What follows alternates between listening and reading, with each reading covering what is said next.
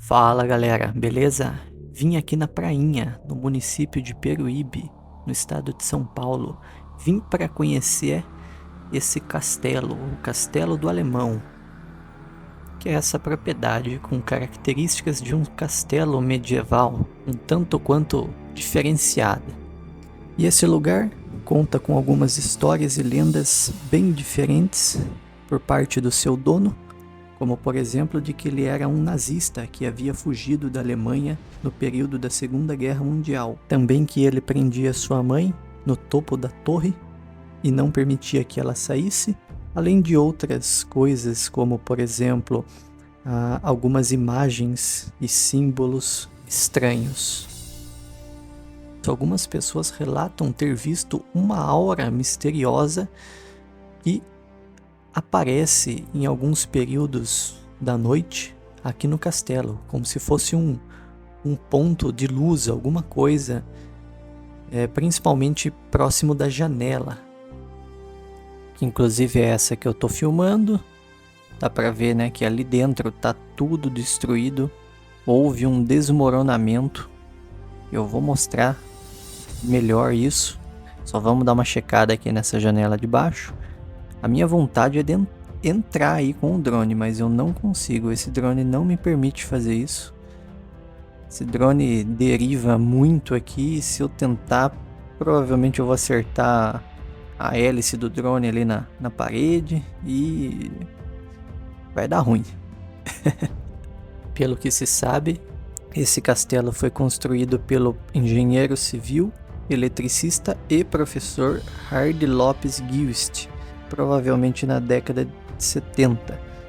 E através de algumas pesquisas aqui na internet, eu encontrei uma matéria do Jornal Brasil que diz um pouco mais sobre o Gilst. Eu vou ler aqui em seguida para vocês. Nessa notícia de junho de 1988, fala que um arsenal e vários objetos de inspiração nazista foram encontrados por acaso pela polícia paulista no sobrado do engenheiro civil e eletricista Hardy Lopes Gilst, de 62 anos, no bairro Pinheiros, em São Paulo, após receberem uma chamada no local por vizinhos para atender um caso de espancamento. A informação era de que o engenheiro havia espancado a própria mãe, que gritava por socorro no sobrado. Os policiais tiveram de arrombar a porta da garagem para resgatar a senhora, que foi medicada no Hospital das Clínicas e aparentava ter perdido a lucidez. O engenheiro foi acusado de espancar a própria mãe, a professora de piano aposentada de 82 anos, e de mantê-la presa em casa, cheia de grades em todas as portas e janelas. Ele, que seria adepto do nazismo, foi preso quando chegava em seu sobrado em São Paulo, e ao ser preso, ele negou, que espancava sua mãe, mas afirmou que a trancava em casa porque ela tinha transtornos mentais e não poderia sair à rua. E nisso a polícia já tinha encontrado armas e livros nazistas dentro da sua casa, Mais tarde, ao depor, ele disse que era aposentado da prefeitura paulista e que as armas são de coleção. Afirmou ser um estudioso do nazismo e ter sido professor durante 17 anos na Universidade Mackenzie. Com isso, a polícia fez uma busca em sua casa de praia e num dos cômodos aqui do castelinho, os policiais encontraram 6 armas de grosso calibre, incluindo um fuzil automático e uma metralhadora de fabricação alemã para 70 tiros de calibre .45. Também foram encontrados cerca de 3.000 cartuchos de vários calibres de armas espalhados por outros cômodos do sobrado. Nessas buscas localizaram várias medalhas e condecorações, além de vários livros sobre o regime nazista.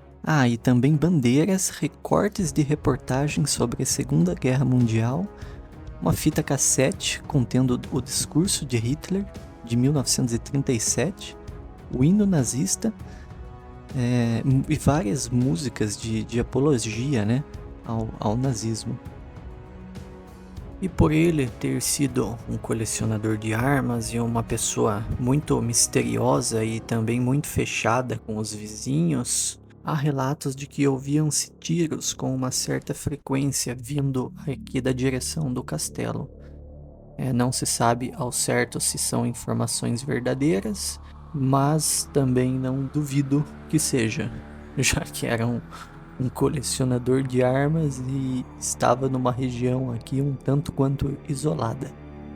E para mim que tô voando com o drone, é interessante eu ver esse desmoronamento que houve aqui no teto. Parece que foram ali uns 3 pisos que desmoronaram. Provavelmente um caiu em cima do outro. Vou colocar uma foto aqui na tela para vocês terem uma noção aqui de como que tava há uns 3, 4 anos atrás. E caso vocês queiram chegar aqui perto para conhecer, para tirar umas fotos, ali ao fundo é o centro de Peruíbe, tá? Ali é o prédio redondo.